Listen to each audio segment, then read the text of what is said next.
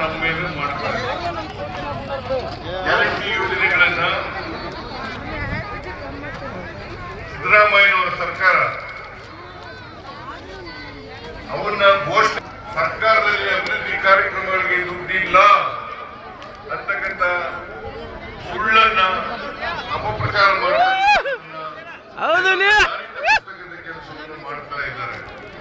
ಇದು ಕೂಡ ಸತ್ಯಕ್ಕೆ ದೂರವಾದಂತ ಮಾತು ಅಂತಕ್ಕಂಥ ಮಾತುಗಳನ್ನ ಹೇಳಲಿಕ್ಕೆ ಬಯಸ್ತಾ ಇದ್ದಾರೆ. ವಾಸ್ತವ ಏನಪ್ಪಾ ಅಂತಂದ್ರೆ ನಾವು ಗ್ಯಾರಂಟಿ ಯೋಜನೆಗಳನ್ನು ಕೂಡ ಜಾರಿ ಮಾಡಿದ್ದೀವಿ, ಜೊತೆಗೆ ಅಭಿವೃದ್ಧಿ ಕೆಲಸಗಳನ್ನು ಕೂಡ ಮಾಡ್ತಾ ಇದ್ದೀವಿ ಅಂತಕ್ಕಂಥ ಮಾತುಗಳನ್ನ ಹೇಳಲಿಕ್ಕೆ ಬಯಸ್ತಾ ಇದ್ದೇನೆ.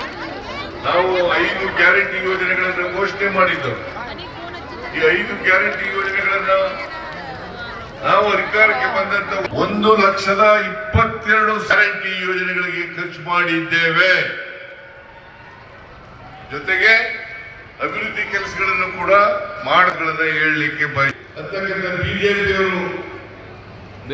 ಬಿಜೆಪಿಯವರ ಮಾತುಗಳಿಗೆ ಅರ್ಥ ಇಲ್ಲ, ಅವು ಸುಳ್ಳುಗಳು ಅಂತಕ್ಕಂಥ ಮಾತುಗಳನ್ನ 2019ರಿಂದ 2020 4 ವರ್ಷ ಅಧಿಕಾರದಲ್ಲಿ ಇದ್ರಲ್ಲ, ಯಾಕೆ ಬಾಗಲಕೋಟೆಯಲ್ಲಿ ಮೆಡಿಕಲ್ ಕಾಲೇಜನ್ನ ಮಾಡಲಿಲ್ಲ?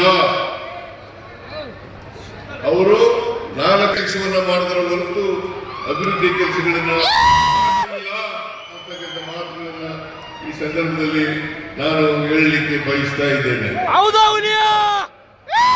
ಏನು ಮಾಡಲಿಲ್ಲ, ಒಂದು ಸುಳ್ಳು ಹೇಳ್ಕೊಳ್ಳೋದು, ಅಪಪ್ರಚಾರ ಮಾಡತಕ್ಕಂಥದ್ದು, ಜೊತೆಗೆ ಧರ್ಮದ ಹೆಸರಿನಲ್ಲಿ, ಜಾತಿ ಹೆಸರಿನಲ್ಲಿ ಅಧಿಕಾರಕ್ಕೆ ಬರ್ತಕ್ಕಂಥದ್ದು. ಈ ಜಾತಿ ಧರ್ಮ ಮಾಡಬೇಡ ನಮ್ಮ ಮುಂದೆ.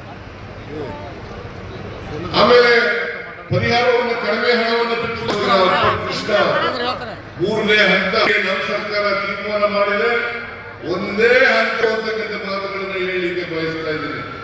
ಈಗ ಇನ್ನೊಂದು ಅಪಪ್ರಚಾರ ಮಾಡ್ತಾ ಇದ್ದಾರೆ, ಇಟ್ಟಿಲ್ಲ ಅಂತಕ್ಕಂಥ. ಭಾರತ ದೇಶದಲ್ಲಿ ಗಂಡಸು ಯಾವ ಇಲ್ಲ ಸಿಎಂ. ಭಾರತ ದೇಶದ ಗಂಡಸು ಸಿಎಂ ಅಂದ್ರೆ ಸಿದ್ದರಾಮಯ್ಯ. ನಿನ್ನೆ ಮೈಸೂರದಾಗ ದೇವಸ್ಥಾನ ಉದ್ಘಾಟನೆ ಮಾಡಿ, ಮತ್ತು ವಿಧಾನಸೌಧದಾಗ ಫಂಕ್ಷನ್ ಮಾಡಿ, ಮತ್ತು ಬಾಗಲಕೋಟದಾಗ ಮೆಡಿಕಲ್ ಕಾಲೇಜ್ ಉದ್ಘಾಟನೆ ಮಾಡಿದ ಯಾವ ಗಂಡಸ ಅದಾನ ಭಾರತ ದೇಶದಾಗ? ನಮ್ಮ ಹುಲಿಯ ಹೌದ ಹುಲಿಯ. ಈ ಗರೀಬ್ ಔಟ ಅಂತ ಹೇಳಿ ಉತ್ತರ ಕರ್ನಾಟಕದಾಗ ಯಾವ ಅನ್ನಂಗಿಲ್ಲ. ಆ ಕಡೆ ಬೆಂಗಳೂರು ಸೈಡ್ ಅದ. ಇದು ಕಂಬಳಿ ಅನ್ನೋದು ಎಲ್ಲರಿಗೆ ಗೊತ್ತೈತಿ. ಗರೀಬ್ ಔಟ ಊಟ ಆ ಕಡೆ ಅದ. ಕೋಟಿ ರೂಪಾಯಿಗಳನ್ನ ನಾನು ಬೆಂಗಳೂರಿನಿಂದ ಬಂದಿಲ್ಲಿ.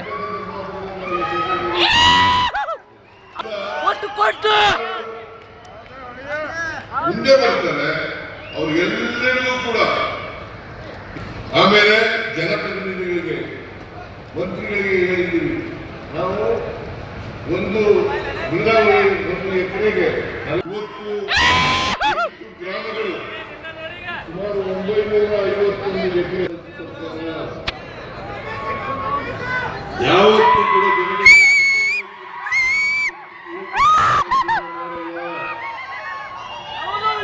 ನಾವು ಏನ್ ಹೇಳಿದ್ದೀವಿ ಜನಗಳಿಗೆ, ಏನ್ ಭರವಸೆಗಳನ್ನ ಕೊಟ್ಟಿದ್ದೀವಿ, ಆ ಭರವಸೆಗಳನ್ನ ಈಡೇರಿಸ್ತಕ್ಕಂಥ ಕೆಲಸವನ್ನ ಮಾಡೇ ಮಾಡ್ತೀವಿ ಅಂತಕ್ಕಂಥ ಮಾತುಗಳನ್ನು ಈ ಸಂದರ್ಭದಲ್ಲಿ ಹೇಳಲಿಕ್ಕೆ ಬಯಸ್ತಾ ಇದ್ದೇನೆ. Hey,